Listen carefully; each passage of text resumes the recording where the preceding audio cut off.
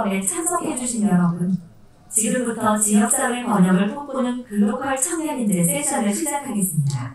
원활한 행사 진행을 위해서 휴대전화는 매너모드로 전환해 주시길 바랍니다. 본 행사는 한국어, 영어로 동시 진행됩니다. 통역을 원하시는 분들께서는 자리에 놓여진 통역기를 착용하시기 바랍니다. 한국어는 4번, 영어는 5번입니다.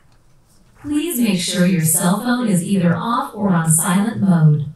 Korean and English simultaneous interpretation is provided in this session.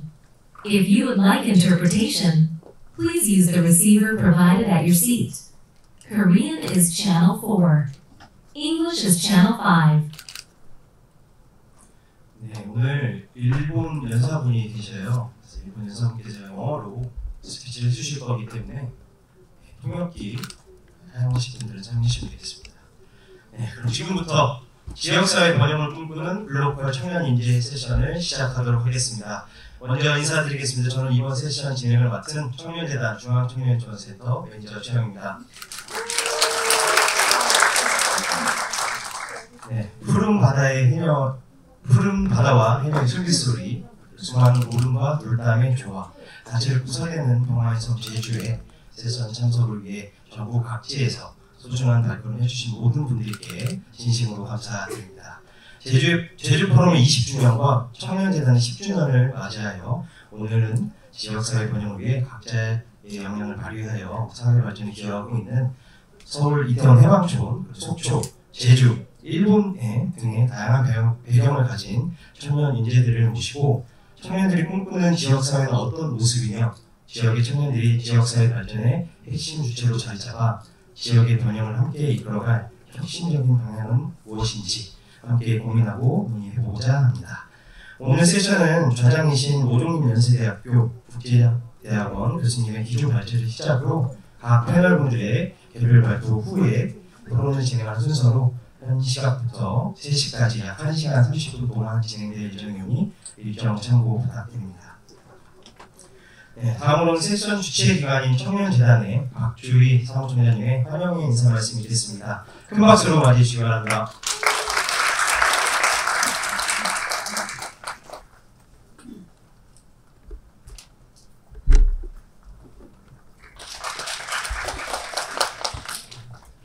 네, 안녕하세요. 올해 제주 포럼이 딱 20회를 맞이했다고 합니다. 네, 저희가 딱 20살 얘기하면은 청년기가 떠오르잖아요. 그래서 딱 청년기와 맞아 있어서 오늘 이 자리가 엄청 뜻깊다라는 생각이 되고, 근데 재밌게도 이 제주 포럼이 그동안에 청년 프로그램을 따로 이렇게 만들어서 한 적이 없었다고 해요. 사실 올해가 처음입니다. 그래서 저희 청년재단이 여기 제주 포럼 사무국이랑 협력을 해서 이번 세션도 만들게 되고 청년 사무국도 같이 운영을 하게 되었는데요. 그래서 내년에 21살이 되는 제주 포럼, 22살이 되는 제주 포럼에서 청년과 관련된 이슈와 정책 그리고 아젠다들이 다양하게 논의가 됐으면 좋겠다고 생각을 많이 하고 있고요. 오늘 되게 중요한 자리인데 제가 평소에 정말 존경하는 우리 연세대 오종림 교수님께 제가 특별히 부탁을 드렸습니다. 교수님, 저희가 제주 포럼에서 지역에 많은 청년들이 있지만은 그 청년분들 중에서 정말 지역을 이끌고 있는, 지역에 힘이 되고 있는 청년분들을 모시고 대한민국의 청년분들을 세계에 소개하고 싶다라고 말씀을 드렸고, 교수님께서 특별히 이 패널분들을 모시고 오늘 세션을 이렇게 맡아주셨습니다. 대한민국에서 청년이라고 생각하면 지역에 남아있는 사람이라는 이미지가 너무 강한 거예요. 점점 인식도 못할 정도로 갑자기 남아있는 사람들, 떠나지 못한 사람들. 저는 그게 너무 화가 나는 거예요, 솔직히.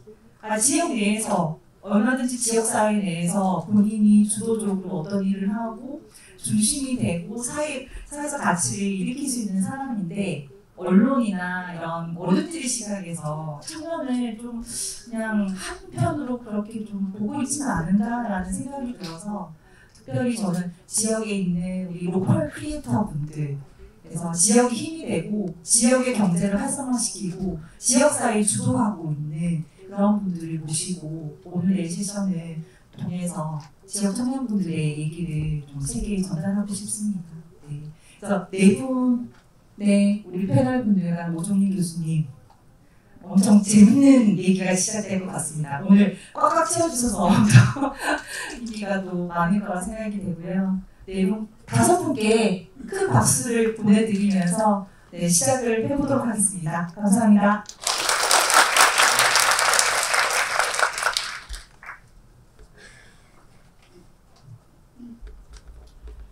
네, 감사합니다. 다시 한번 박주희 사무총장님께 큰 박수 부탁드리겠습니다.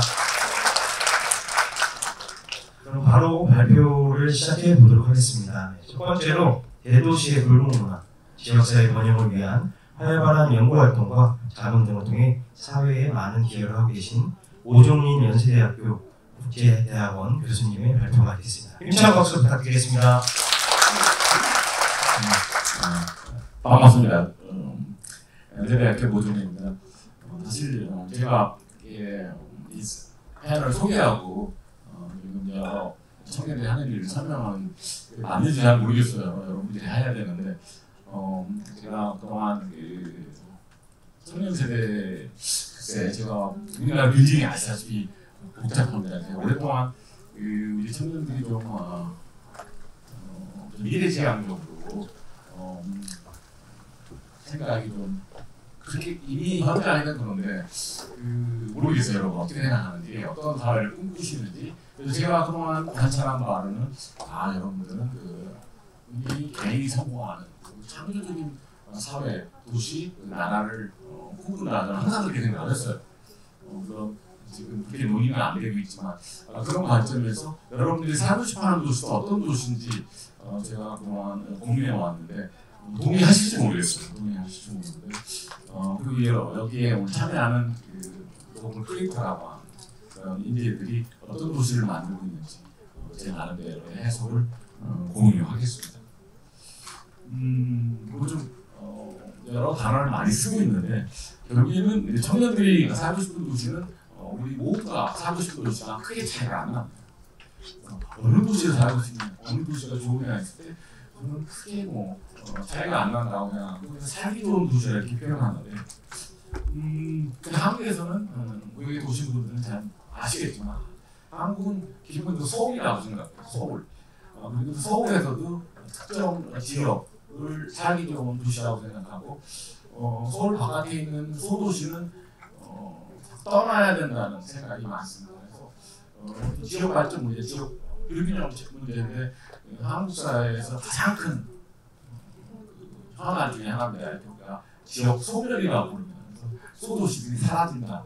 이런 말들을 많이 하는데 근데 그게 과연 맞는지 그리고 서울만이 살고 싶은 도시, 살기 좋은 도시인지 이거에 대해서 우리가 계속 질문을 해야 되는데 제가 관찰한 여기 와 있는 우리 청년들과 대화해보고 반드시 그렇지 않습니다.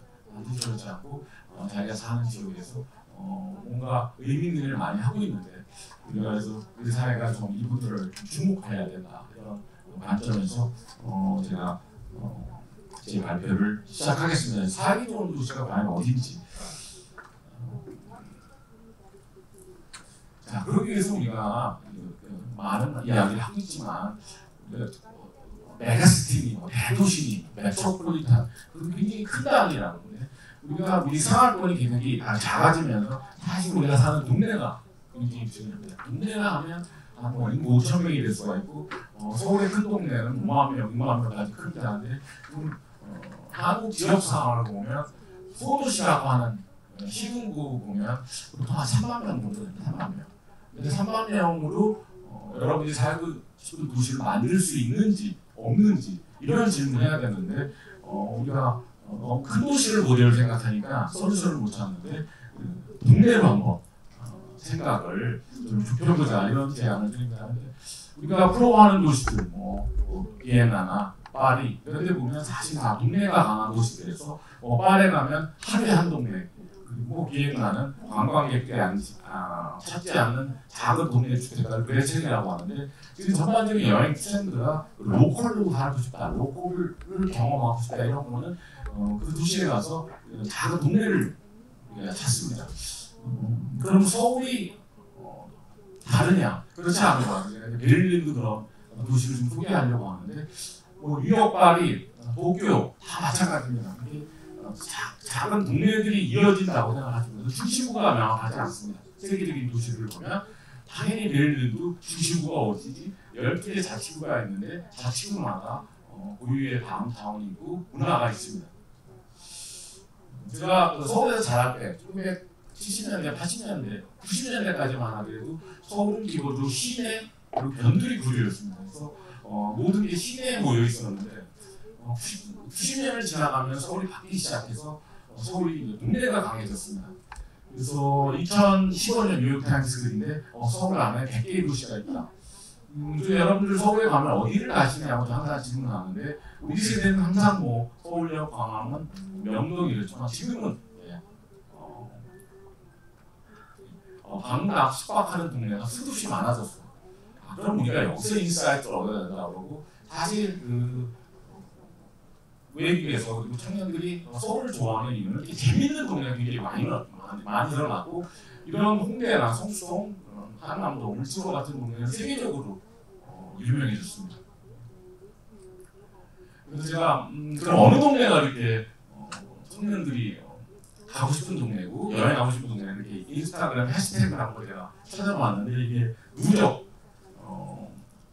수입니다. 그래서 작년 4월, 3월 기준인데 이렇게 보시면 홍대가 보시면 1,600만 이렇게 쭉 내려오면 서울의 유명한 동네는 다 여기 있습니다. 그리고 이제 지방도 그 영향을 받아서 청년들이 좋아하는 지방 도시 동네를 보면 여기도 뭐 제주 그러세요. 제주가 1,400만 정도 되니까 제주 처음 오셔도지 모르겠는데 제주가 한국에서 가장 핫한 핫플이라고 합니다. 섬 전체가 관광객들이 많이 살고 싶어하는 동네. 그래서 서울을 좋아한다고 하지만 서울 아니면 어디 살고 싶게 했을 때 1위가 서울, 제주고 2위가 부산입니다. 그래서 이런 로컬에 대한 관심 우리가 활용을 해야 된다고 생각합니다. 근데 오늘 결론은 아마 우리 그 친구들이 동의할지 모르겠는데 결국에는 그러면 이렇게 청년들이 좋아하는 동네를 보면 한국도 그렇고 외국도 그렇고 제가 제 표현으로 말하면 건축마을이에요. 건축마을이 되는 게 걷기 좋고 그리고 작은 건축물들이 많고 그리고 그 전반적인 문화 자원이 풍부한 이런 동네들이 지금 청년들이 살고 싶어하는 동네로 바뀌었습니다. 그러면 지금 그 청년들이 쉽게 들어가서 바꿀 수 있는 동네는 거의 없어졌습니다. 우리가 이 골목사건 하라고 불러야 되는데 지난 20년 동안 이 과정이 진행되면서 쉽게 바꿀 수 있는 동네는 다 없어졌기 때문에 지금 건축물, 건축 환경을 공급해야지만 청년들을 유치할 수 있다는 이런 주장을 하고 싶은 거예요 오늘. 서울시가 서울 같은 대도시인데도 한옥마을을 10개를 새롭게 조성하려고 합니다. 그 이유는 한옥마을 같은 건축 환경을 가진 동네만이 크리에이터를 유치하고 청년을 유치하기 때문에 그렇습니다. 정리하면 이런 것 같습니다. 우리가 살기 좋은 도시에 대해서는 오랫동안 논의했는데 어떻게 만드느냐가 문제인데 이제 동네를 시작하자는 거고 그동안 그 서울의 경험을 보면 장사하기 좋은 도시, 창작하기 좋은 도시가 처음이고요. 그러고 기업하기 좋은 도시, 살기 좋은 도시가 마지막 단계였는데 보통 우리가 영어를 워크드리븐 플레이라고 하는데 이런 집주락 센터를 만들어야 되는데 그 순서가 락이 처음입니다. 그래서 동네가 일단 재밌어야 되고 그럼 일자리가 옮겨오고 그리고 주택이 공급되면서 집주락 수업은 도시가 형성이 됩니다. 이게 서울의 많은 골목 사건 지역이 이렇게 바뀐 거예요. 락집주 순서로. 그래서 일단 장사하기 좋은 동시에 한번 만들어봐야겠다. 이렇게 해서 뭐 서울뿐만 아니라 전 세계 모든 도시가 크리에이터 타운이라고 부르는데 크리에이터란 소상공인들이 살고 싶어하는 도시를 만들고 연결하는 게 저는 그 대도시 메가시티의 과제라고 생각합니다. 그럼 이런 지역 발전 이론이 그 기존 논의랑 다른 걸 이렇게 쭉 설명드렸는데 보통 한국에서는 지역 발전하면 대기업, 산업단지 유치, 그리고 대기업 인프라 투자, 그리고 단기적인 경제 효과를 찾는데 우리는 좀 이렇게 반대, 대기업보다는 로컬 브랜드 생태계, 그리고 대기 뭐 인프라 투자보다는 건축이 가로 환경이 되는 동안 건축 마을을 공급하고 지속 가능한 문화 생태계를 구축하는 게 사실은 장기적으로 더 중요하다고 생각합니다. 이런 그 로컬 브랜드 생태계는 우리가 말하는 읍면동 단위라고 하는데 한국에서는 보통 5,000명에서 2,000명 정도의 국내에서 만들 수 있습니다. 모르겠습니다. 그래서 한국에 이런 국내들이 많이 생겼어요. 많이 생겼는데 좀 그렇게 유명하지도 않으면서 로컬 브랜드가 강한 동네 어디냐 했을 때 일단 제가 사는 동네 연희동을 소개해드리면 여러분 연희동 좋아하시는지 모르겠어요. 요새 청년들이 많이 찾는 동네인데 결국에는 우리가 로컬이 강하다는 그 의미를 우리 친구들도 많아요. 결국에 로컬 브랜드가 강해야 됩니다. 왜냐하면 우리가 어떤 지역 문화를 경험하는 건 주로 그 지역의 가게나 기업을 통해 경험을 하는 거지. 보통 우리가 뭐 어디 가서 리가에 가서 오랫동안 숙박하기도 어렵고 하기 때문에 1차적으로 로컬 브랜드를 육성해야 된다. 연희동 이렇게 보면 항상 이렇지 않았어요. 연희동이 어떤 동네냐면 연세대학교 바로 그 서쪽에 있는 동네인데 뭐 사람들은 여기가 부자 동네라고도 하고 뭐 연세대학교 있기 때문에 이렇게 활력이 있다고 하지만 꼭 그렇지 않았습니다. 90년대에 연희동 굉장히 쇠락하고 있었어요. 2000년대부터 바뀌기 시작한 건데 여기 그 연희동 로컬 브랜드는 연희동 안에 사라가 쇼핑센터 주변에 모여 있습니다. 그러면 지금 한국 동네 상황이 어떻게 바뀌냐면 동네마다 특색이 있는데 동네마다 컨텐츠가 다르다. 그럼 서계동에 가면 독립서점이라든가 디자인숍, 망원동에 가면 제로웨이스트, 뭐 비건 이런 가게들이 모여 있는데 연희동은 주로 단독주택 지역이다 보니까 팀워크가 모여 있습니다. 그래서 친구와 가족과 일상을 즐기는 뭐 가드닝이라든가 요리라든가 뜨개질 이런 컨텐츠를 가진 가게들이 모여 있어요.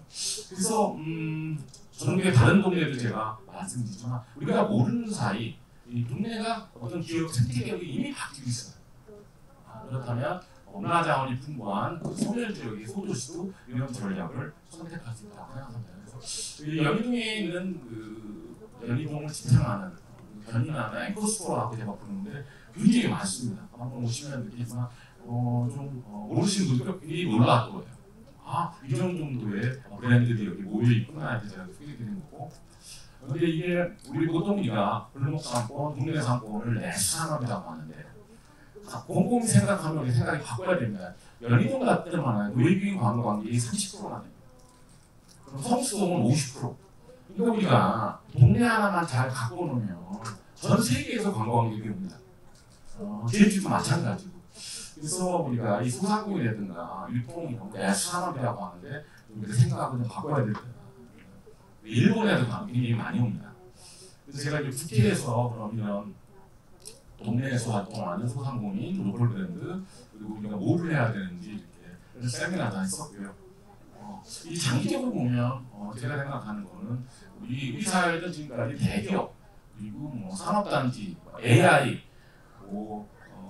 반도체 이런 얘기만 하지만 실질적으로 청년들이 원하는 일자리의 성격은 많이 바뀌고 있습니다. 대기업, 중소기업보다는 그냥 크리에이터가 되겠다고 합니다. 그래서 이 동네를 개척하는 청년 사업가를 우리가 로컬 크리에이터라고 불러요. 이게 뭐지? 크리에이터가 뭐지? 그래서 우리가 보통 크리에이터 유튜버를 얘기하는데 온라인이든 도시든 오프라인이든 다양한 유형의 크리에이터가 활동하는데 한국이 이 크리에이터가 굉장히 강한 나라입니다. 왜 그러냐면 이 나라 한국은 자영업 비중이 거의 뭐 25% 정도 되었고요. 다른 나라와 달리 셀프-임플로이드라고 하는데 프리랜서 그리고 1인 기업 시장들이 굉장히 많은 나라이기 때문에 이런 자영업 소상공인들이 크리에이터로 바뀌었다 이렇게 생각합니다. 그러니까 이 사람들이 모여있는 도시를 뭐라고 부르느냐 했을 때 좀 제4의 창조 도시라고 부르는데 그 이유는 우리가 좀 항상 창조 도시 하면 1차적으로 문화산업이 모여있는 곳 아니면 창조 계급이라고 합니다. 1차 끌어가야 하는 그런 사람들이 모여있는 곳 아니면 문화기획 중심의 문화시설 중심의 창조도시 얘기였는데 제가 한 20년 동안 한국의 변화를 보면 한국 도시를 견인하는 주체는 소상공인하고 크리에이터입니다. 그래서 좀 다른 성격의 도시가 지금 출현하고 있다. 제가 크리에이터 타운이라고 부릅니다. 이 크리에이터 타운을 우리가 만들려면 건축 환경이 중요하다. 말씀드렸듯이 작은 건축물 그리고 숏블럭, 휴먼 스케일 그리고 다양한 연령대의 건축물 이런 환경이 갖춰져야지 크리에이터 타운으로 자리 잡을 수가 있다. 여기는 예술가, 소상공인, 스타트업들이 모여서 다양한 그 가치를 창출하는 동네들인데 서울이 그런 동네가 굉장히 많이 늘어난 겁니다. 제주에도 많고 그래서 이 긍정적인 변화에서 우리가 청년들이 하는 일 그리고 만들고 싶은 도시를 설명해야 된다 생각합니다. 그래서 국내에서는 제가 홍대, 성수동, 물질로 해외도 이런 지역이 굉장히 많이 많습니다. 그래서 이제 크리에이터 타운이라는 개념을 제가 정리를 해봤는데 여기는 사실 플랫폼이 많이 기여했습니다. 그래서 이 홍대나 성수동의 그 역사를 보면 지도 서비스 그리고 어떤 온라인 그 스마트 스토어라고 하는데 그 스마트 플레이스 이런 다양한 그 인스타그램도 그렇고 플랫폼을 활용하기 때문에 굳이 뭐 위치나 규모가 크지 않아도 전 세계에서 다 찾아옵니다. 그래서 우리가 크리에이터 타운과 플랫폼이 상반되는 개념이 아니고 서로 보완적인 역할을 하기 때문에 지금 한국의 크리에이터들은 세 가지를 해야 됩니다. 그래서 플랫폼을 세 개를 갖고 활동해야 되는데 자기가 사는 도시, 그리고 자기가 운영하는 공간, 그리고 온라인에서 콘텐츠를 제작해서 이 세 개 콘텐츠를 통합하는 대표적인 사례가 지금 한국 패션 기업으로 주목하는 무신사입니다. 무신사가 온라인 플랫폼을 시작했는데 오프라인 매장을 열고 모든 그 플래그십을 성수동에다 모아놓습니다. 이게 무슨 뜻이냐면 무신사는 성수동 문화를 판다는 뜻입니다. 그래서 이분들도 여기 오셨겠지만 자기 동네 문화를 만들고 그 컨텐츠를 사업화했다고 제가 해석합니다. 그럼 이 그 경험을 소멸지역 불청소지지에 적용을 했다는 하는데 이 그 불청소지지가 우리 지역 그 소멸의 마지노선입니다. 우리가 모든 마을은 구하기 힘들더라도 불청소지지에는 청년들이 거기서 살고 일하고 미래를 개척할 수 있는 동네를 만들어주지 않으면 우리나라가 한국이 굉장히 앞으로 위험해질 거라고 생각합니다. 불청소지지가 그 전통적인 그 군에서 소도시에서 중심부 역할을 잘 못하고 있기 때문에 우리가 그 90년을 높여주는 그런 게 우리 과제인데 여기에 건축마을을 구분해서 크리에이터 타운을 조성하는 게 저의 핵심 제안이고요. 남해가 제2의 제주라고 부릅니다. 여러분 시간이 있으면 남해를 한번 가보시면 굉장히 그 역사적으로 중요한 그 섬입니다. 여기도 보면 남해읍이 있고 외곽에 상지면, 미조면, 상동면이 여기 크리에이터들이 많이 삽니다. 근데 이 모든 그 중심 허브는 남해읍이어야 되는데 그런 역할이 많이 부족합니다.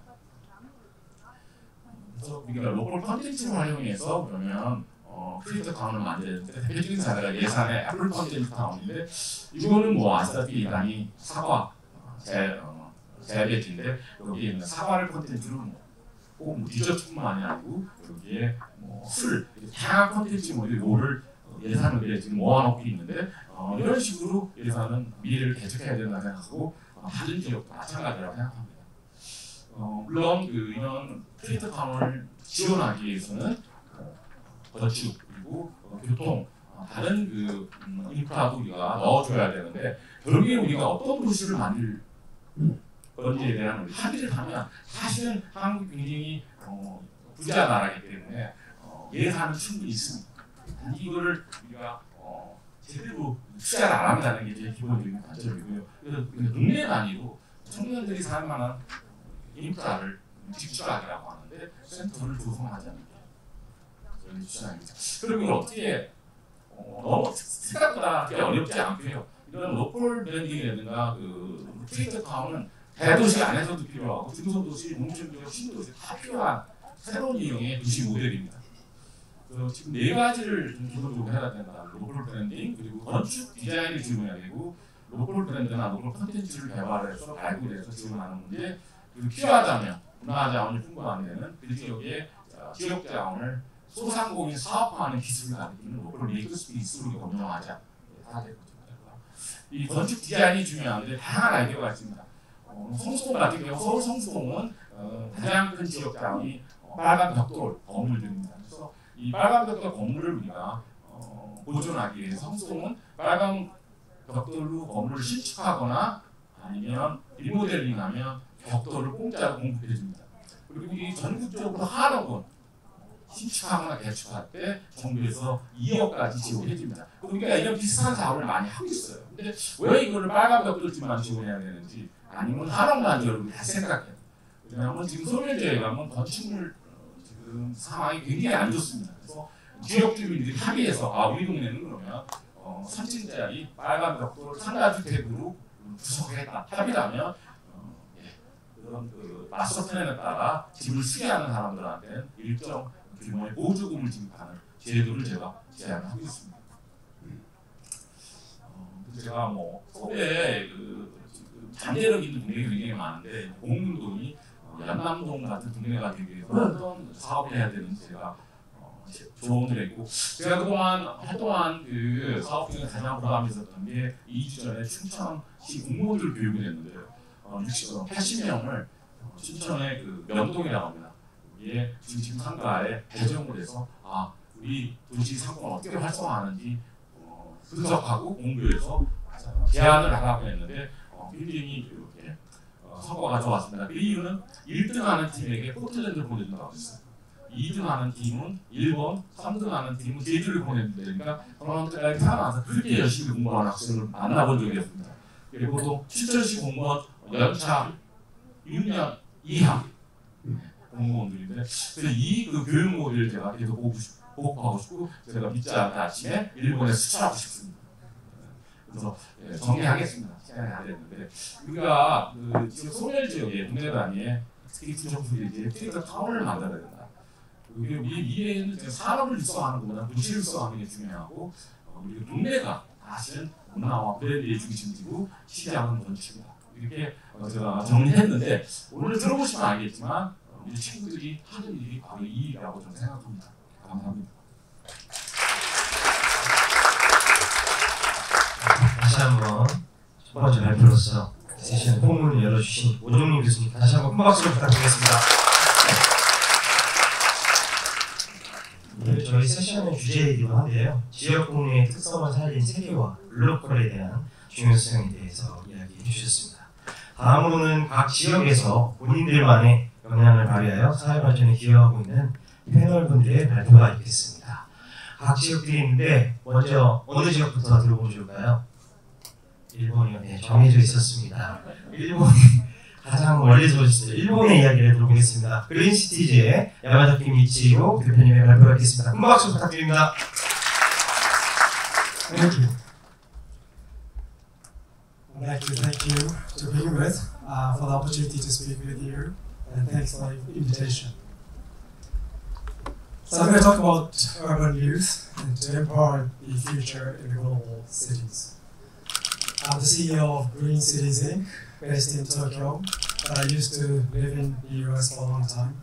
I'm going to cover my slides, introduce myself, and with a limited time, I would like to point out a few things that maybe we can share and start from today. Right, I'm going to start with a question to you, all of you sitting here. What makes a city feel alive for you? Is that music? Is that food? Is it the sceneries? Events? People? Good answer. Anything else? Culture is a good one. What's that? Subway. We have subways in Jeju. We like subways. Transportation is important as well. So there are many things that might attract you to a city. I would like you to keep thinking about it as we go, and hopefully this will become two-way conversations. So my journey started in Ibaraki, Japan, a countryside, a vast vegetative land covered by rice crops, rice fields, and many agricultural fields. I was there until 20 years old, and I found myself really struggling. I was 20 years old. I could not attend college because the competition was furious, also expensive. I could not find a full-time job. it was difficult because I attended technical high school and my grades weren't great. So what did I do? I worked 3 part-time jobs and I moved to Hattiesburg, Mississippi, the end of the world. It is one of the smallest towns in the US, and Mississippi is the poorest state in the United States. But I was there. I got in the English language school and I attended full-time university. There I focused on international studies in Latin America cultures, and in my 3rd year I was picked to go abroad again on an exchange program to study at the University of Yucatan in Merida, Mexico. There I learned and focused on history, archaeology, and ethnography, how people live, of Mayan civilization, old culture. And I polished my Spanish, and after 9 months of hard studies, I came back to Hattiesburg, Mississippi. But this time, I went into a graduate program focused on local, community, and economic development. Many of the skills I learned at that program were the ones I'm using today for my current job. After 2 years, I graduated, landed my first job in San Antonio, Texas, where I became the Vice President for San Antonio Economic Development Foundation, a regional town, mainly heavy industry, wanted to become more of a 21st century economy. And I helped the town recruit many new industries, such as automotive factories from Japan and Korea, to data centers and a lot of IT companies. There I learned really how to change the system, how to change the economy, and how to work with local industries. After 8 years of successful career in San Antonio, Texas, I moved to Portland, Oregon, where I really prospered my career. There, I was manager for renewable energy industry for the city government, and I created my own programs, one of which called We Build Green Cities, how to build green cities around the world. So we started exporting Portland's urban development, urban design process to many countries, including China, Taiwan, Colombia, Mexico, and Japan. Because I was Japanese, I was part of the Japan team, so I brought urban designers, team of architects and environmental engineers, and myself to Japan and worked with some of the biggest companies in Tokyo. Here are a few examples and my proudest moments in that job. I was part of the team to help Mitsui Fudosan, the largest developer in Tokyo, University of Tokyo, University of Chiba, City of Kashiwa, Chiba Prefecture government, to build and plan a new city called Kashiwanoha Smart City Campus. That master plan became one of the biggest LEED Platinum certified sites, and it won the international awards. Second project is called Takanawa Gateway City. It is still under construction, but about 10 years ago, I was involved in planning the blueprint and establishing a connection between local existing communities, local government, and the developer, the Japan Rail East. This is fast becoming a famous project as well, and in 3 to 5 years, it will fully open. So, with the success, I was able to author a few books. One was focused on urban development, urban design of Portland, and as the first one was successful, becoming a bestseller, I authored the second book called Portland Makers, where it focused on creative communities, just like Dr. Mo talked about, the local creative people's connection making, and how that relates to local urban development. These books, amazingly, were translated into Korean. So some of you may have seen it. With all this experience, especially in the big cities, I thought I had a great job. Again, these projects were amazing at the time. But then I realized that when I came back to Tokyo in 2019, I moved back to Tokyo with my family, established myself, started my own company, Green Cities, in Tokyo. I realized that the people are just moving into big cities, just like Korea. Tokyo is booming, especially after COVID-19. Osaka is booming. Fukuoka is booming. All the big cities are booming, and all the regional towns are left out. And that's not good. I think we need to really utilize all the assets we have throughout Japan. So I started working in small towns. One of which I fell in love is called Inami in Toyama Prefecture. And this is where I work and I spend most of the time on my projects.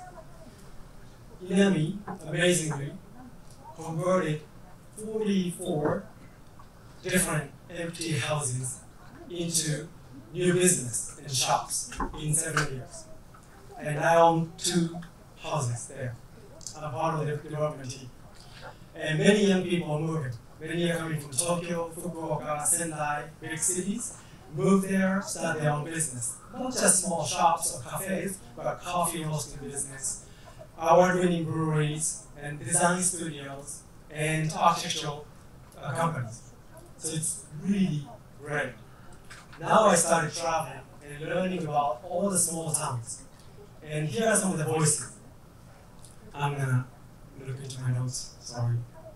So, from Seoul to Oaxaca, young people really want are a sense of connection, spaces to be themselves, freedom to try new things, and keep their traditions.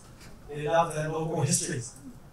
So, one of my really good friends in Subtech, youth leader in Oaxaca said, for us, the city must remember the land it stands on. We didn't want concrete everywhere. We want places to share stories, plant seeds, and dance. So they want really a joyful place. Big cities are great, but think about it. You know, big city is usually over-policed, over-designed, and underdeveloped. There are too many people, too many policies. I would say too many big companies as well. So we need to bring trust, creativity, and joy back to the street level. The neighborhoods, that's important. So we need to reclaim places, create joy.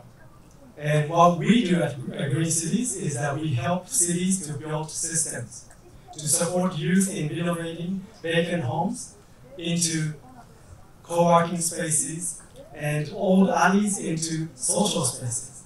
It doesn't have to be perfect, it doesn't have to be a big budget, but it has to be alive, real, and shared. So, as an urban designer, I just don't make masterpieces. I make openings. I build systems where you, the youth people, youth can be heroes. The cities need more stage builders, not just architects. So let's start small. Start now, reclaim the block, try something weird, try something new. Here are some examples quickly, I run out of time. Strange ideas. Rooftop goats in Vancouver Island. You haven't seen that here yet. Bus stop turned into libraries. You have more time there now. How about a cardboard cafe in Mumbai? You can move quickly. If that doesn't work in one location, turn, open up, move out. So what will you want to build? I think we should start thinking about that. So the most vibrant cities are always evolving with us, with the players in it. Let's start together. Thank you.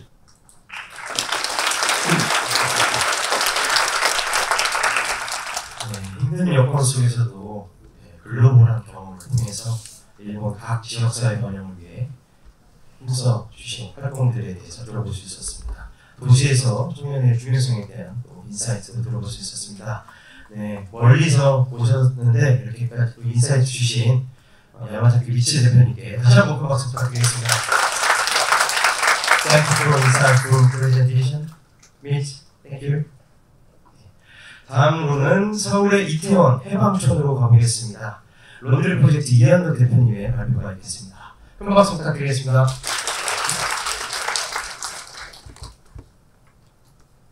네, 안녕하세요. 서울 용산 이태원 해방촌에서 온 론드리 프로젝트 이한덕입니다. 론드리 프로젝트를 시작한 지 이제 10년이 넘었는데요. 여기 계신 분들 중에 한번 들어보셨었던 적도 있으실 거고, 네, 새로운 세탁소 모델을 여러분께 소개하도록 하겠습니다. 나는 왜 해방촌에 세탁소를 열었나? 저는 2015년도 그 당시에 이제 건축을 전공하고 회사를 2번 다녔었습니다. 네, 짧게 일하고 회사 생활이 굉장히 맞지 않았고 제가 하고 싶은 일이 아니었던 것 같아요. 그런 방황을 하던 도중에 이태원 해방촌이라는 동네를 굉장히 좋아했었고 많이 찾았습니다. 그 이유는 여러분들도 이태원이나 해방촌을 방문해 보셨으면 아시겠지만 굉장히 이국적이고 외국 사람들이 많아서 마치 외국에 있는 것처럼 생각이 듭니다. 그래서 여행을 항상 하고 싶은데 여행을 못할 때 이태원 해방촌에 가면 굉장히 짧은 거리에도 그런 외국의 기분을 느낄 수 있어서 그래서 찾았던 것 같습니다. 그렇게 찾던 지역이었는데 여기에 살고 있던 친구가 있었습니다. 쉐어하우스에 살고 있었는데 커피를 마시면서 이제 산 얘기를 하다가 너무 다 여기서 사는 게 좋은데 세탁소가 없다, 이불 빨래를 할 수도 없고 집에 그런 세탁기를 둘 수 있는 공간도 없고 해서 많은 불편함이 있다라는 얘기를 했습니다. 외국인들도 굉장히 많이 살고 있고 뒤에는 남산이라는 자연 환경도 있고 너무나 살기 좋은 환경인데 왜 이런 빨래방이나 세탁소가 많이 없을까를 생각을 했고 그 세탁소를 제가 해야겠다는 생각을 했습니다. 그래서 그런 공간을 찾기 위해서 다니다가 오르막길에 있는 이 기원 자리를 보게 되었습니다. 그래서 이 공간을 보는 순간 여기 계단 부분을 테라스로 만들어서 빨래를 기다리는 동안에 커피를 마시면 얼마나 좋을까 이런 상상을 했었고 이런 상상은 제 개인적인 경험에서 비롯됐는데요. 건축을 전공하던 시절에 저도 프랑스 파리에 교환학생을 다녔던 적이 있습니다. 거기에서도 매주 빨래방을 가서 기다렸었는데 그 먼 타국에서 그 1시간이라는 빨래 기다리는 시간 동안 앉아있는데 굉장히 외롭웠지만 편안한 기분을 느낄 수가 있었어요. 사실 서울도 저에게는 이제 고향이 아닌 곳이기도 하고 계속 2년마다 이사를 다니는 경험이 있었는데 왜 빨래방에서 이런 편안함을 느낄까? 그리고 그 안에 있는 사람들과 좀 더 얘기를 나누고 싶은 저는 ENFP였거든요. 그래서 얘기를 나누고 싶은데 좀 더 카페나 바 같은 형태의 공간이 함께 있으면 좀 더 쉽게 다가갈 수 있지 않을까 이런 상상을 했던 것 같습니다. 그때 상상했던 것을 이 이태원 해방촌에서 한번 실현시켜보면 좋을 것 같다라는 생각을 했었고 최대한 비용을 줄여서 셀프로 인테리어를 할 수 있고 사실 제가 건축과를 졸업했지만 공간을 한 번도 만들어 본 적은 없었기에 저에게도 큰 도전이었습니다. 그래서 오르막길에는 상가를 오픈한 게 아니라고 하더라고요. 그렇지만 월세가 너무 쌌기 때문에 저는 그 모험을 하게 되었고 그랬던 그 공간이 이렇게 사람들이 모일 수 있는 공간이 되었습니다. 사실 론드리 프로젝트를 창업하기 전에 과연 사람들이 올까라는 생각을 했습니다. 왜냐면 제가 해방촌을 방문했을 때만 해도 지나다니시는 분들은 동네에 할아버지 할머니들이 많았고 과연 젊은 사람들이 있을까라는 고민이 많았고 실제로도 처음 오픈하고서 몇 개월 동안은 굉장히 외로운 시간이었습니다. 근데 하나둘씩 어디선가 나타나는 사람들이 오게 됐고 그분들이 주기적으로 방문하게 됐고 이제 시간이 많으니까 그분들과 얘기를 하다 보니까 뭐 설치 미술을 하는 친구들이기도 하고 회사를 다니고 있는데 그래도 미대를 전공했기 때문에 어떤 작업을 하고 싶은 그런 욕구가 있는 친구들이었습니다. 그래서 세탁소라는 공간은 하얗잖아요. 그 하얀 벽면에 그런 동네 곳곳에 있는 아티스트들의 그런 자기 작품을 걸어놓을 수 있는 그런 전시 공간으로 활용을 했고 여기를 찾는 빨래 손님, 카페 손님들이 빨래를 기다리는 동안에 동네에 있는 다양한 아티스트들과 연결될 수 있는 그런 기회를 삼았습니다. 사실 요즘 같은 마케팅 경쟁의 시대에서 1시간 동안 오프라인에서 이런 20대, 30대 친구들을 묶어놓을 수 있는 공간이 과연 있을까? 그게 가장 큰 장점이라고 생각을 했습니다. 그래서 이 장점을 가지고서도 20대, 30대들을 타겟으로 하는 여러 브랜드들과 협업을 해서 월간 세탁 공간이라는 그런 공간을 만들어서도 시도를 했었고요. 지금 보이는 장면은 이제 남산을 뛰는 러닝 크루들이었어요. 한 번은 저희 직원이 이 크루들에 속해 있어가지고 여기를 베이스 캠프로 두고 한번 뛰고 싶다. 왜냐하면 그들이 짐을 놔야 하고 또 갔다 와서는 빨래도 해야 되고 마실 것도 있어야 되니까 그런 베이스 캠프로 활용될 수 있는 좋은 공간이었고 그들이 입지 않는 옷을 또 저희가 세탁을 통해서 기부할 수 있게 그런 행사를 가졌었어요. 이런 동네가 가진 문제점이나 동네가 필요한 요구들을 이 공간에 있으면서 많은 얘기를 통해서 관찰할 수가 있었고 그런 필요한 공간들을 설계하고 관계를 만들어내는 일을 하게 된 거였어요. 처음은 러브리 카페로 시작했지만 제가 공부한 건축과 제가 관심 있는 취향을 바탕으로 해서 제가 할 수 있는 일을 계속 만들어갈 수 있는 기회를 협업촌에서 만들게 되었고요. 지금 보이는 그림들은 여기 손님으로 오셨던 분들이 자발적으로 그려서 인스타그램에 올리셨던 것들이에요. 그래서 이렇게 시간이 들고 애정이 가득한 그림들이 과연 이렇게 자발적으로 만들어줄 수 있는가. 공간을 만들면서도 이것만큼은 대기업이나 다른 기업들이 가져갈 수 없는 것이겠다. 똑같은 러브리 카페를 만들 수는 있지만 이 공간과 브랜드를 사랑하는 마음과 이 커뮤니티는 빼앗아갈 수 없더라고요. 저도 스타트업에 관심이 많았지만 그런 기술 스타트업이나 좀 어려운 스타트업들보다는 공간을 베이스로 하는 이런 사업을 통해서 지속적이고 또 남들이 따라갈 수 없는 그런 브랜드를 만들어 가는데 노력을 해왔습니다. 처음에는 해방촌에서 시작한 이런 로컬 라이프 스타일이었는데 이게 미디어를 통해 소개되고 제가 좋아했던 무한도전에 나가게 되면서 어떻게 보면 새로운 라이프 스타일을 다른 동네에도 소개되는 기회를 갖게 되었어요.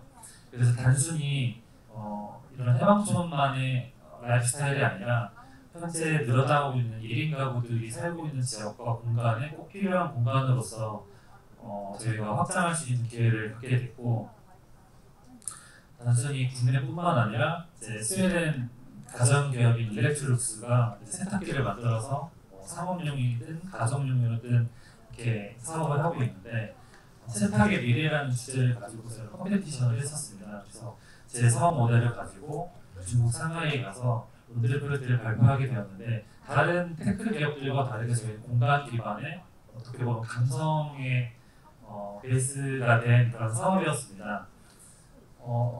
1인 가구가 많아지고 외로움이 많아지는 시대에서 이 론드리 프로젝트가 가지는 가치에 되게 눈여겨 보시고 가치를 주셔서 사회에 입장을 하게 됐고 단순히 이게 소상공인과 자영업 이런 수준이 아니라 그러면 더 나아갈 수 있는 비즈니스구나라는 것을 깨닫게 되었고 경영 모듈도 시작을 하게 된 것 같습니다.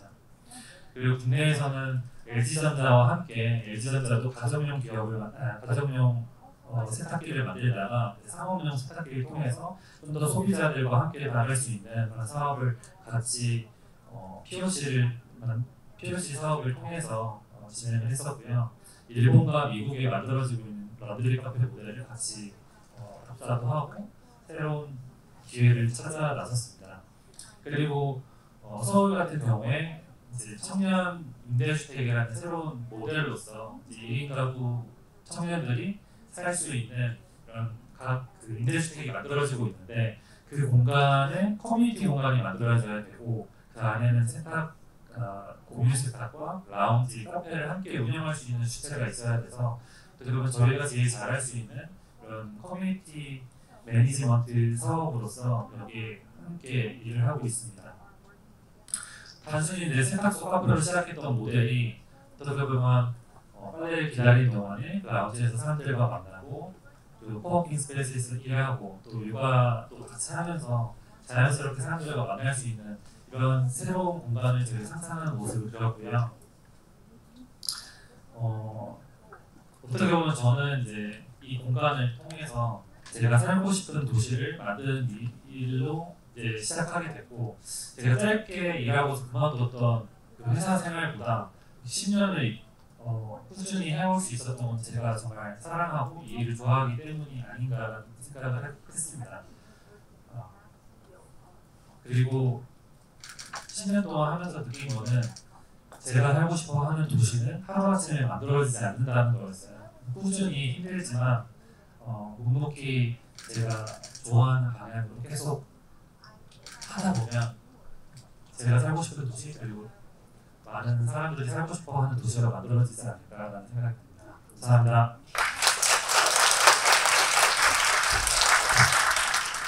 지역 공간과 청년 문화 모두를 아우르는 글로벌한 사례를 들려주셨습니다. 이한덕 대표님 다시 한번 큰 박수 부탁드리겠습니다. 다음으로는 통화에서 제주도의 이야기를 안 들어볼 수 없겠죠. 주식회사 해녀의 키친그 김하호 대표님의 발표가 있겠습니다. 큰 박수 부탁드리겠습니다. 네, 안녕하세요. 저는 주식회사 해녀 키친그룹 대표 김하원입니다. 저희는 제주의 이제 해녀의 이제 이야기를 담은 이제 다이닝 컨텐츠를 만들고 있는 팀인데요. 조금 쉽게 얘기하면 이제 해녀의 이야기와 삶의 스토리를 통한 경험을 하면서 이제 식사를 하는 그런 컨텐츠입니다.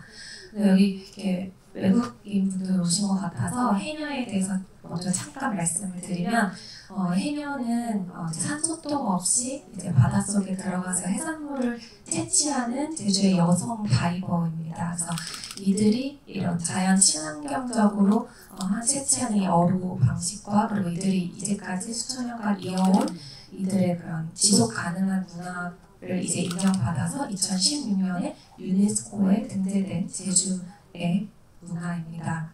그래서 저희는 이제 이러한 해녀의 문화 그리고 이제 제주의 문화와 자원을 가지고 이제 물평 다이닝 경험을 만들고 있는데요. 그래서 저희는 마을 안에 있는 실제 해녀분들과 그리고 이제 청년들이 이제 함께 어우러져서 이 해녀분들이 채취한 해산물이나 농산물을 활용해서 이제 관광객이나 이제 관객들에게 이제 실제 이제 음식으로 제공을 하고 그리고 이분들의 해산물에 대한 이야기를 사람들에게 이제 전하는 일을 하고 있습니다. 그래서 저희에 대한 영상을 먼저 좀 준비를 했는데요. 저희가 지금 총 2개의 공간을 운영을 하고 있고요. 첫 번째 공간은 이제 연극을 기반으로 한 다이닝 공간입니다. 먼저 보여드릴게요.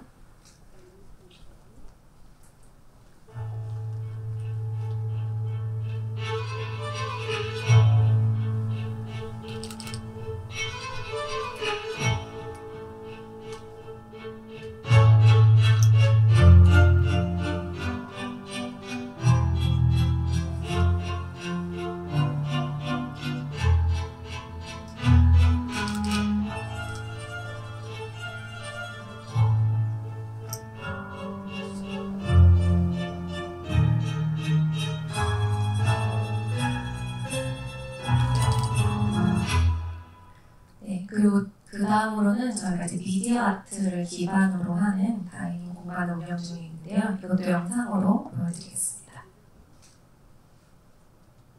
Welcome to Hannah's Kitchen.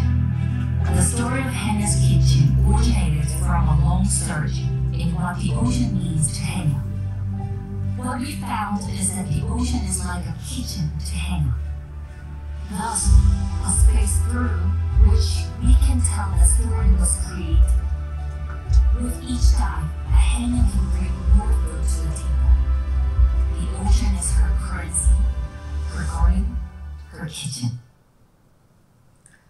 그리고 저희는 이제 제주의 자원을 주제로 한 이제 콜라보레이션 활동들도 많이 했었는데요. 대표적으로 이제 바다에 버려진 해양 쓰레기를 이제 활용한 이제 패션 굿즈를 무신사와 함께 만들고, 그리고 해녀들이 이제 채취한 해산물인데 이게 뭐 크기가 작다는 이유로 이제 폐기 처분을 위기에 놓여 있는 이런 해산물들을 활용해서 이제 해산물 밀키트를 만들고, 그리고 이제 오솔록이라는 제주의 전통 떡류를 이제 다시 이제 해석해서 만드는 작업을 했고요. 그리고 그 위스키 브랜드 아벨라어에 저희가 로컬 기업 최초로 그 광고 모델로 선정이 돼서 올해 이제 광고 모델로서 활동을 하고 있고, 그리고 지금 미쉐린사 셰프들과는 이제 제주의 이런 음식에 좀 더 이제 현대적으로 재해석하는 그런 프로젝트를 진행을 하고 있습니다. 그래서 사실 저희가 이제 대부분 훨씬 더 어떤 자본을 가진 기업과 콜라보레이션을 하는 어떤 사례들이 좀 많이 있는데요. 그래서 어떻게 보면은 이 자본으로는 살 수 없는 이런 로컬의 가치가 분명히 있구나라는 것들을 이 작업들을 하면서 많이 느끼게 됐었습니다.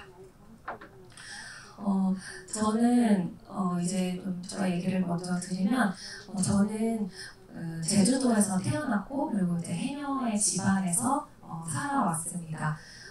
저는 사실 제주도가 너무 싫었던 사람이에요. 그래서 어떻게든 섬을 떠나서 육지 도시로 나가고 싶어서 대학교 때 이제 열심히 이제 해가지고 이제 서울에 있는 대학을 이제 갔어요. 그러다 이제 방학 때 잠깐 이제 제주도로 내려왔는데, 이제 가족분들이 이런 해산물을 이제 채취하고 이제 해산물을 팔아야 하는데 이게 너무 헐값에 이제 거래되는 그 문제 때문에 많이 굉장히 힘들어 하셨어요. 그래서 저는 사실 뭐 이 마을이 뭐 매력적이어서 아니면 이 마을에서 어떤 비전을 봐서라기보다는 우리 가족이 처한 문제를 해결하고 싶었어요. 그래서 내가 할 수 있는 이런 문화 예술의 달란트를 가지고 이 우리 가족들이 잡은 해산물을 가치 있게 알리자를 시작으로 해녀의 부엌을 만들게 됐고요. 그리고 저희가 지금 하고 있는 첫 번째 공간은 종달리라는 공간입니다. 여기는 이 마을은 제주도에 있는 동쪽의 가장 끝에 있는 그런 마을인데요. 사실 이 마을에는 이렇게 뭔가 삐까뻔쩍한 그런 건물이 있는 마을이 아니에요. 굉장히 이 건축물이라고 해야 될까, 이 마을 안에 기존에 이제 이 할머니들이 살아왔던 이 모양 그대로의 이제 건물들 안에서 이제 아기자기한 그런 청년들의 이제 시도들이 이제 많이 드러나고 있는 그런 곳인데요.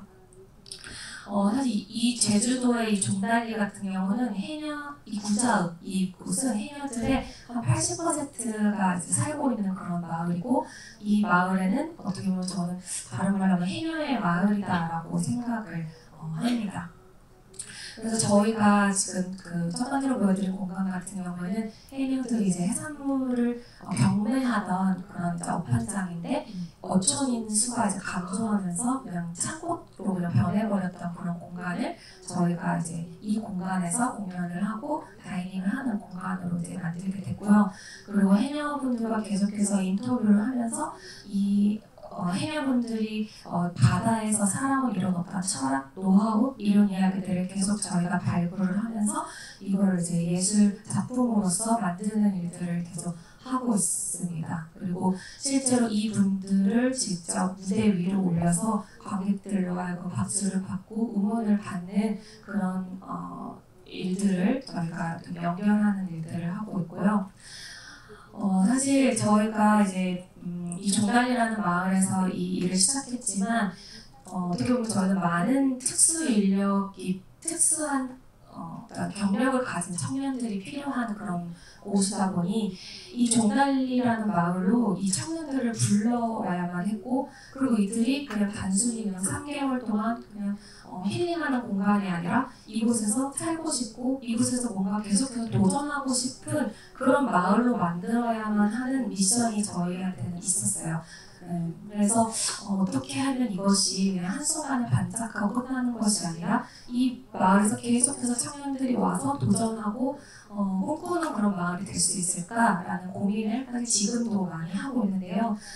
그래서 저희는 첫 번째로 이 마을 안에 창업을 하고 싶어하는 그런 청년들을 무료로 좀 브랜딩을 이제 해주는 일을 하고 있습니다. 그래서 실제로 제주 청년회라는 횟집을 작년에 오픈을 했어요. 그래서 이름도 제가 지었습니다. 그래서 이제 청년들이 이곳에 와가지고 횟집을 차리고 그리고 관광객들을 또 유치하고 하는 그런 과정에서 어려운 점들을 저희가 함께 하면서 도전하고 싶은 마을이 되는 그런 노력을 하고 있고요. 그리고 저희는 20대부터 90세 할머니가 함께 하고 있는 곳이거든요. 그래서 어떻게 보면 이 세대 간의 이 가치관이 너무나 다르기 때문에 이 안에서 굉장히 많은 충돌들도 일어나요. 그래서 이 안에서 어떻게 보면 제가 이 세대를 이제 어우르면서 함께 할 수 있는 그런 조직 문화를 만들어내는 것에 많이 노력을 하고 있습니다. 근데 실제로 저희는 청년들이 이 해녀의 부엌이라는 곳, 그리고 이 종달리라는 마을에서 살고 싶은 이유 중에 하나를 이 해녀들과 함께하는 것, 이 할머니들과 함께하는 것에 가장 행복하다라는 이야기를 많이 해요. 그래서 우리가 20대 청년을 이렇게 순수하고 이렇게 자연적인 곳에서 함께할 수 있다는 게 얼마나 영광이냐라는 얘기를 정말 많이 할 정도로 이 마을에 대한 사랑과 애정이 굉장히 강합니다. 그래서 저희는 지금 24명의 직원이 있는데 그 중에서 반은 마을 분들 그리고 반은 청년들로 이제 구성이 되어져 있는데요. 저는 마지막으로 시간이 추가로 제가 이제 꿈꾸는 이 동네 커뮤니티 그리고 내가 꿈꾸는 이 모델을 얘기한다면 저는 이 해녀가 이제는 7, 80대가 돼서 이제는 소멸 위기에 놓였고 사라져가는 문화라는 이야기를 하는데요. 저는 이것이 사라져가는 문화가 아니라 이 청년들이 함께함으로써 이것은 이어져가는 문화가 되었으면 좋겠어요. 네, 그리고 이게 이 지방에 이제 다시 오는 것이 결국에는 후퇴를 하는 것이 아니라 이 어떠한 또 다른 기회를 얻고 도전을 하는 그런 땅이 됐으면 좋겠고 그래야만이 청년들도 함께 할 수 있는 그런 곳으로 성장을 할 수 있다고 생각을 합니다. 네. 감사합니다. 제주도의 특별한 로컬 문화와 가치를 세계에 알리고 계신 김만원 대표님께 다시 한번 큰 박수 부탁드리겠습니다. 네, 마지막으로 강원도 속초 소호거리로 넘어가겠습니다. 주식회사 트리벨 이승환 대표님의 발표가 있겠습니다. 큰 박수 부탁드립니다. 네, 이렇게 뜻깊은 자리에 초대해 주셔서 너무 감사드리고 저의 이야기를 풀어나가 보도록 하겠습니다. 저는 강원도 속초에서 왔고요. 속초 소호거리라는 거리를 만들어 나가고 있습니다. 이렇게 제주도처럼 바다가 너무 아름다운 도시입니다.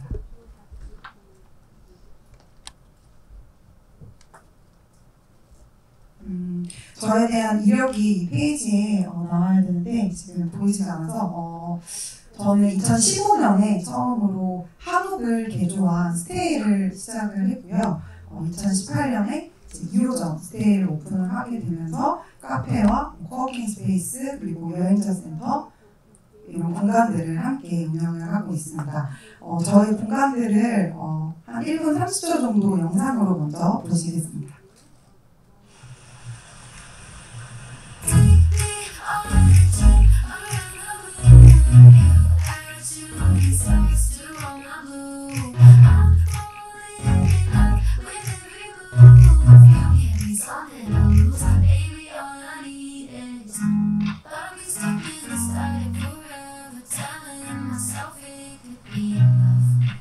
I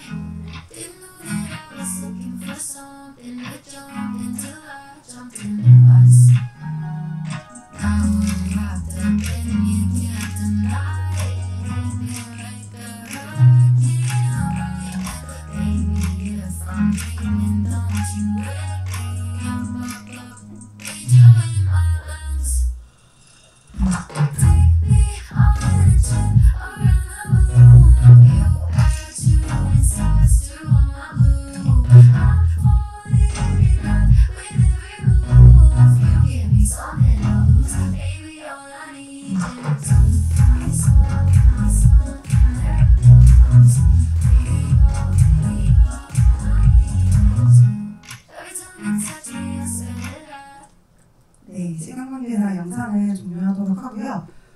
저는 우연치 않은 기회로 친구와 같이 유럽 배낭여행을 떠났다가 유럽 배낭여행에서 느꼈던 호스텔의 문화를 처음 접하게 됐었는데요.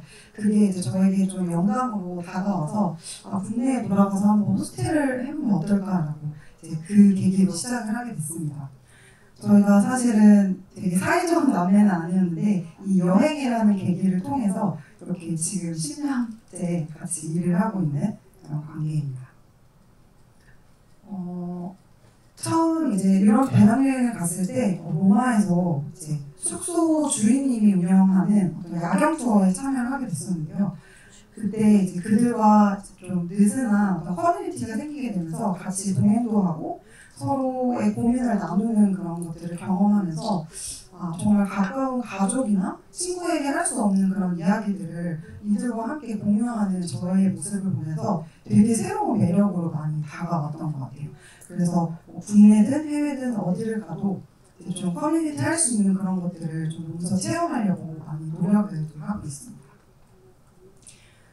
그렇게 여행을 계기로 제가 창업을 꿈꾸고 나서 이제 어떤 좀 브랜드를 만들어가면 좋을까 고민을 했었는데요. 그 당시에 이제 서울 기준으로 되게 번화한 그런 거리가 익선동이라는 동네가 생기기 시작했어요. 그래서 그 동네에 되게 영감을 많이 받아서 우리도 좀 우리 가게만 잘 되는 것보다는 어떤 거리를 좀 골목길을 조성하면서 좀 번화한 그런 청년들의 이야기를 좀 담아보면 어떨까라고 고민을 하게 됐고 좀 전 세계적으로 유명한 거리들을 조사를 했더니 뉴욕, 런던, 홍콩에 소호거리라는 거리가 있더라고요. 그래서 저희는 대한민국에 한번 소호거리를 만들어보자라는 포부로 이름을 짓게 되었습니다. 개인 사업자로 여러 가지 일들을 하다 보니까 되게 감사하게도 지역에서 활동하는 뭐 축제나 아니면 청년 커뮤니티, 지역 행사 같은 일들을 이제 확장을 하게 돼 나가게 됐습니다. 그러면서 법인 회사를 좀 설립해야 되겠다라는 시기가 와서 그 당시에 이제 좀 워라벨이라는 단어가 되게 이슈가 됐었는데 저희는 아무래도 여행지에 있는 공간이다 보니까 여행 속에서 삶의 균형을 좀 맞출 수 있는 그런 공간과 프로그램들을 운영해보면 어떨까라고 생각해서 그 단어를 조합한 트리벨이라는 회사를 만들게 됩니다. 그래서 저희는 스테이 2곳과 그리고 카페, 그다음에 공유 오피스, 파워스토어 공간들을 이렇게 5가지의 공간들을 운영을 하고 있습니다. 아직은 좀 되게 소규모 골목길이긴 한데요. 이렇게 또 참여해주신 여러 청년분들이 또 계신데 이런 크리에이터분들과 함께 이 거리를 계속해서 좀 번화하게 만들어 나가고 싶은 그런 마음이 있습니다.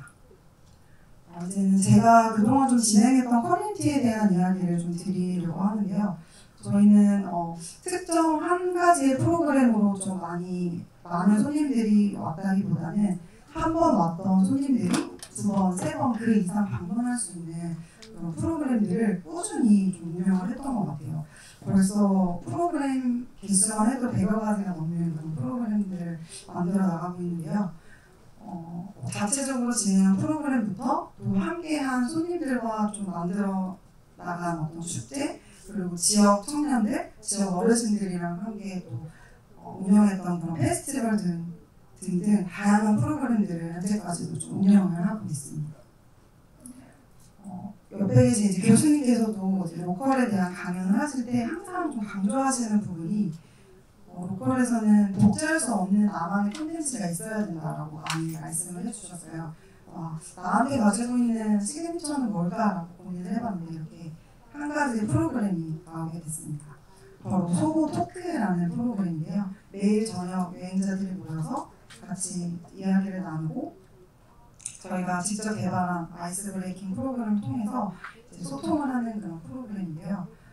지금까지 약 10만 명의 참여자들을 저희가 보유하고 있고 이곳에서 또 특별한 음식을 먹었으면 좋겠다라고 생각을 해서 지역에서 운영하는 양조회사와 함께 콜라보를 해서 저희 지역 맥주를 만들어서 이 프로그램을 통해서 제공을 하기도 합니다. 그래서 꼭 이 공간에 와야지만 느낄 수 있는 어떤 감성, 또 음식 프로그램들을 꾸준히 제공하려고 노력을 하고 있습니다. 그리고 이제 저희가 정부 과제들을 또 많이 수행하는 그런 회사가 됐어요. 뭐 중기부의 로컬 크리에이터 사업이나 아니면 행안부 청년마을 사업 같은 것들을 통해서 또 지역에서 시도하지 않았던 그런 축제나 행사들을 많이 운영하고 있는데요. 대표적으로 속초에 이제 해변 페스티벌을 저희가 최초로 기획을 해서 지역에 살고 싶은 청년들과 또 지역에 거주하고 있는 청년들 그리고 지역 소상공인들이 함께 좀 어우러질 수 있는 그런 축제를 만들어서 운영을 했습니다. 제주와 같이 속초도 관광객이 되게 많이 오는 도시이다 보니까 지역에서 일하는 많은 행사들이 대부분 좀 관광객 위주로 준비가 되어지는데요. 저희는 좀 특별히 지역민이 주가 돼서 즐길 수 있는 그런 축제를 좀 만들어 보고 싶어서 운영을 했던 사례를 좀 가져왔습니다. 그리고 저는 사실 서울에 거주하다가 지역으로 이주를 한 그런 케이스인데요. 사실 지역에 정착하기란 정말 쉽지 않았던 것 같아요. 그래서 오히려 더 지역에 있는 청년들과 어울릴 수 있는 프로그램들도 많이 운영을 해왔는데요. 그 중에 하나가 청년 정책 네트워크라는 프로그램들을 운영하면서 실제로 지역에 거주하면서 좀 느꼈던 어떤 결핍들을 우리가 정책화해서 한번 제안해 볼 수 있는 프로그램들을 운영하기도 했습니다. 그다음에 저희 회사가 좀 주력으로 운영하는 그런 여행 프로그램인데요. 우리 노종유 교수님의 책인 인문학 라이프 스타일을 제안하다라는 책에서 이제 영감을 받아서 히피와 힙스터의 캐릭터로 이제 저희가 사전 테스트를 한 다음에 그들이 좋아하는 취향의 여행지들을 추천해서 뭔가 정해져 있는 여행 루트가 아닌 내가 직접 설계할 수 있는 그런 여행 프로그램들을 만들어서 또 운영을 하기도 했습니다. 제가 이주한 청년이라고 말씀을 드렸는데요. 사실 이 살고 싶은 곳에서 정말 하고 싶은 일을 마음껏 할 수 있었던 이유는 이 동네와 마을을 지켜주신 어르신들 덕분이라고 생각을 했습니다. 그래서 어르신들의 이야기와 또 저희의 이야기 그리고 이 동네의 이야기를 좀 아카이빙해서 미니 책자를 만들어서 어른들께 이제 선물을 해드리면서 최대한 많이 좀 어른들과도 같이 커뮤니티를 형성할 수 있도록 노력을 했고요. 오프라인뿐만 아니라 온라인에서의 소통도 굉장히 중요하다고 생각을 해서 메타버스로 저희 공간들을 구현을 해가지고 공간에 오지 못해도 같이 계속 연결된 그런 커뮤니티를 이어나갈 수 있도록 구성을 하고 있습니다. 또 최근에는 공간 하나를 오래된 구호를 리모델링해서 지역에서 활동하는 청년들의 제품을 좀 테스트해볼 수 있는 그런 팝업 스토어 공간으로 리뉴얼을 해가지고 운영을 하고 있습니다. 저는 이제 가장 지역에서 정착하기 위해서는 소통이 가장 중요하다고 생각을 하거든요. 여기 계신 분들 중에 혹시 고향이 아닌 타 지역으로 이주를 꿈꾸고 계시는 분들이 계시다면 저의 사례로 좀 더 많은 용기를 얻으실 수 있는 그런 시간이 되길 바라겠습니다. 감사합니다. 지금의 매력적인 속초라는 도시가 있기까지 한 청년의 이승환 대표님의 노력 활동이 있었구나라는 생각이 들었습니다. 인상 깊은 발표해 주신 이승환 대표님께 다시 한번 큰 박수 부탁드리겠습니다. 이어서 저장 및 패널분들의 라운드 테이블 시간이 있겠습니다. 라운드 테이블은 저장이신 노종임 교수님께서 진행해 주시면 되겠습니다. 큰 박수 부탁드리겠습니다.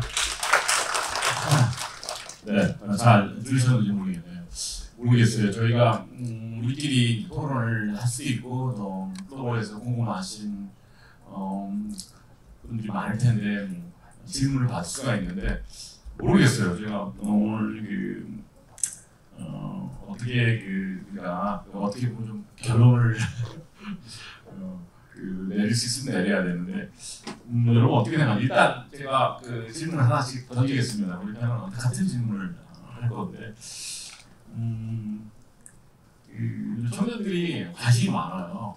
로컬이라고 하는데 뭐 소상공인 창업, 크리에이터 창업에 굉장히 관심이 많은데 일단 그렇게 하죠. 이슈가 굉장히 많은데 새로 이 분야에 관심 있는 청년들한테 어떤 조언을 해주고 싶은지 성공을 하려면 무엇을 해야 어떻게 준비해야 되는지에 대해서 이렇게 한번 질문을 드려볼게요. 그래서 그러면 여러분들한테 도움이 될 것 같아서 Mitch, you understood my question? Yes, Yes. it's translated. So I think today, because of internet and AI, a lot of information to become successful entrepreneurs, successful leaders, and successful visional creative makers are available. And I think you should focus on studying up and becoming your own leader in your own journey. Have a long-term goal and then be successful. And don't just limit yourself into working for a large corporation or getting to one specific job, but have a job and then start something on the side, or maybe you can just branch out and start your own sooner. The information and the mentors are available today. It's your will, and just be prepared by studying first.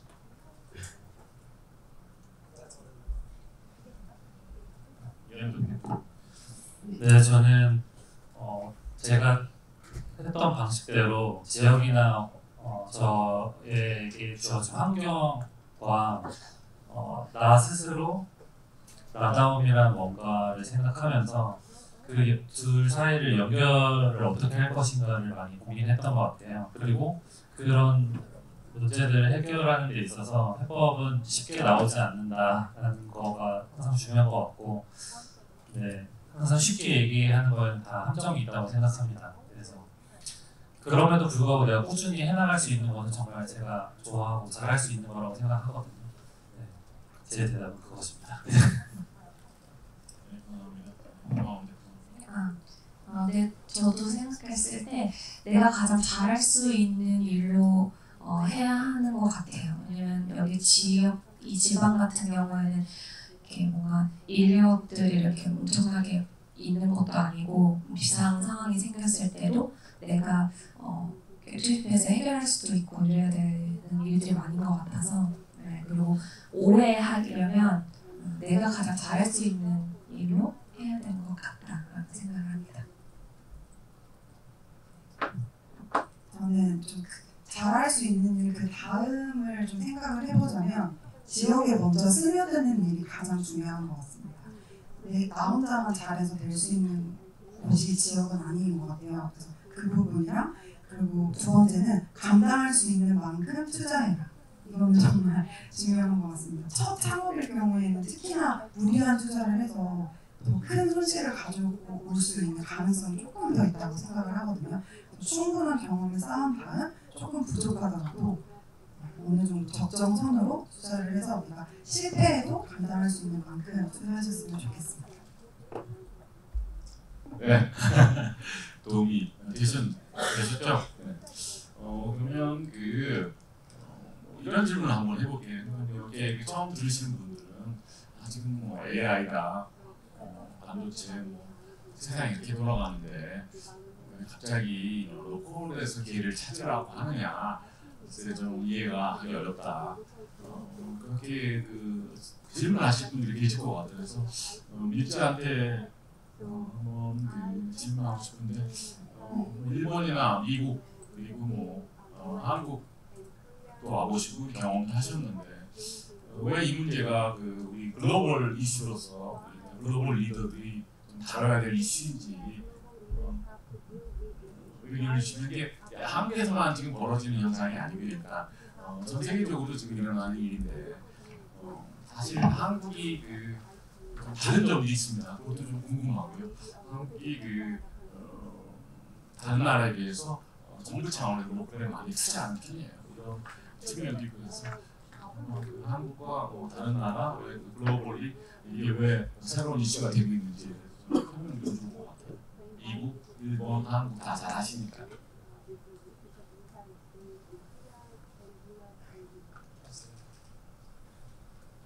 So, to me, it's not one or the other. It's not black and white. I think it has to be in a gray area. Yes, large industries keep changing, and it is necessary for countries to survive and flourish. On the other hand, you cannot let the small towns and regional towns die out because of those success. You have to have balance. And in order for a country, a nation, to be successful, you have to really use national resources, human resources, and cultural and historical resources. And most of the time, in the new technology, the most successful technologies, you cannot utilize all of the national settings. So you have to have both. And today, it's imbalance, right? And all things are just sucked into everything new. But you have to look back the history of what it built upon. And we need to look back and see what our ancestors have built and really treasure it and then use it. Otherwise, you cannot keep just building new economies. You have to always come back and forth. That's how sustainable our societies will become. 네, 감사합니다. 저도 의견을 드리자면 사실 우리가 전체적으로 사회가 관심 있는 첨단 산업과 대기업 산업과 일단 고용 문제를 해결하기 어렵고 삶의 질이 중요해지면서 사실은 정부가 생각하는 다른 도시의 측면들이 굉장히 중요한데 그게 우리가 어떤 산업 사회에서 탈산업화 사회로 나아가는 과정에서 우리 사회가 잘 대응 못하는 측면들이 있다고 생각을 합니다. 제가 여러분들 저도 궁금한데 이현덕 대표부터 자기가 지금 활동하는 도시 왜 자기가 어느 도시를 좋아하고 왜 좋아하는지를 한번 그렇죠. 어떤 도시에 기회가 있을 것 같은지 그런 얘기를 좀 나눠주면 적절하게 끝낼 수가 있을 것 같습니다. 좋아하는 도시가 어디고 왜 좋아하고 거기 어떤 기회가 보이는지 한번. 너무 어려운가요? 제주를 사랑합니다.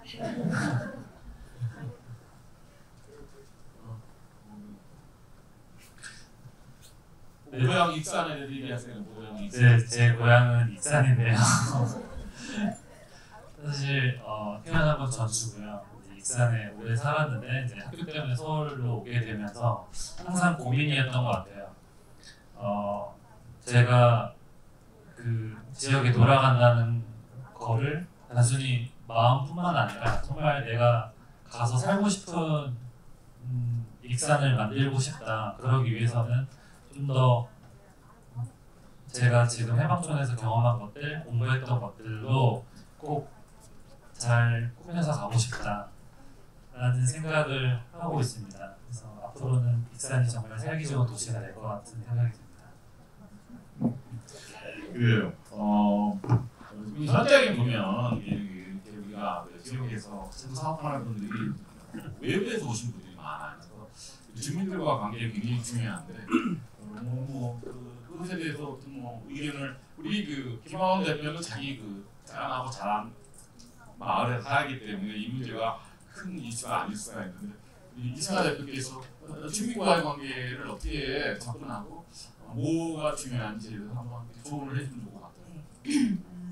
좀 슬픈 얘기일 수 있지만 그 지역에서 태어나지 않는 이상 정말 찐 그 지역 주민이 되기는 정말 어려운 것 같습니다. 저는 벌써 주소 이전을 한 지 10년 차가 되었는데도 여전히 이주민으로서 좀 분리가 되거든요. 그런 부분이 사실 좀 아쉽기는 한데 갈등을 해결하는 방식은 먼저 다가갔던 것 같습니다. 마을을 위해서 가로등 정비 사업을 지원해서 좀 마을이 밝아질 수 있게 도움을 드리기도 하고 벽화 프로젝트를 통해서 좀 우리 지역이 밝게 다시 한번 좀 정돈될 수 있는 그런 프로젝트들을 되게 열심히 지원을 해서 많이 좀 그렇게 노력을 했던 것 같습니다. 네, 딱 한 번 질문 받을 수 있다고 취재진이 저한테 얘기하는데 혹시 질문하실 분 손 들어주시면. 제가 진행하시네요. 오늘 특별히 제주포럼 청년사무국과 영리더스에서 참여를 해주셨습니다. 그래서 영리더스와 청년사무국분들에게 먼저 지지를 받고 진행해보도록 하겠습니다. 앞에 서들어주신 세 분 다 많으신데 일단 먼저 들어보도록 하겠습니다. 네, 먼저 정말 좋은 이야기 감사드립니다. 제 이름은 이은주이고 저는 이번 제주포럼 청년사무국 소속입니다. 저는 부산에서 왔는데요. 부산은 지금 전국에서 고령화가 가장 심각하기도 하고 청년층의 탈출 또한 심각한 도시입니다. 이 상황 속에서 청년층과 고령층이 함께 상생할 수 있는 살기 좋은 도시를 위해서 필요한 필요한 요소는 무엇인지 정말 궁금합니다. 감사합니다.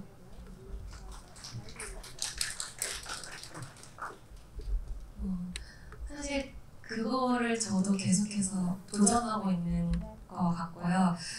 그래서 저는 제가 어쨌든 이걸 만들었고 이걸 계속 종속시켜야 되는 사람으로서 무엇을 지금 해야 될까라고 생각을 한다면 이들이 계속해서 도전할 수 있는 거리를 계속 주어야겠다라는 생각을 많이 하고 있어요. 그래서 실제로 저희 공간 같은 경우도 이제는 외국인들 관광객들을 이제 많이 유치하면서 이제는 회사 차원에서도 영어랑 중국어 교육도 하고 이 친구들도 계속 그런 언어에 대한 도전을 하기도 하고 그리고 또 이제 마을 분들도 계속해서 돌아가면서 이분들의 이야기를 우리가 계속해서 무대 위로 올리고 하는 것들을 끊임없이 하고 있는 것 같아요. 그래서 어느 한쪽에 치우쳐지는 순간 누군가는 희생양이 되는 것 같거든요. 그래서 그 중심을 잡는 게 사실 가장 어려운 것 같은데 그거를 어떻게 보면 저희가 가장 최우선 가치로 생각을 하면서 해 나가고 있는 것 같습니다. 네. 답변해 주신 김하은 대표님 감사드립니다. 또 다음 질문 받아보도록 하겠습니다.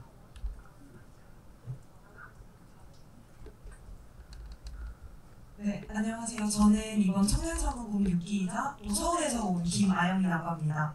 제가 복수 전공으로 도시재생 부동산을 하고 있어서 너무 재미있게 들었는데요.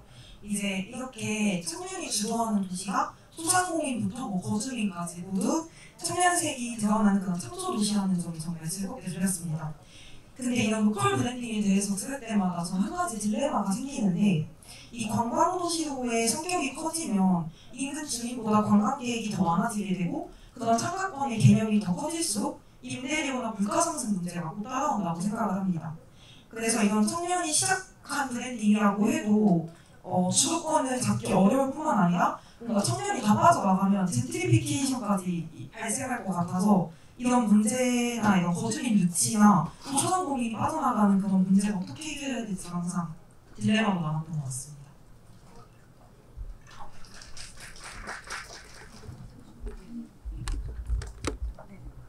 도시는 살아있다고 생각합니다. 그래서 처음 시작은 청년들이 모이고 그런 콜렉티브한 지역이 돼서 사람들이 모이고 했지만 또 젠트리피케이션을 통해서 그렇게 변화되는 과정도 볼 수 있었는데요. 하지만 저도 해방촌에서 그런 문드리 프레스트를 하면서 그런 관광화되는 거를 굉장히 경계하면서 그 로컬의 그 니즈를 계속 충족을 시켜줘야 이게 지속 가능한 모델이라고 생각을 했습니다. 그래서 도시는 생명체이기 때문에 계속 그걸 자정해 나가는 작용이 있을 거라고 생각을 하고, 네, 그렇게 네, 추가적인 거는 야마자 기자님이 함께 해주시기로. 네. So important that happened.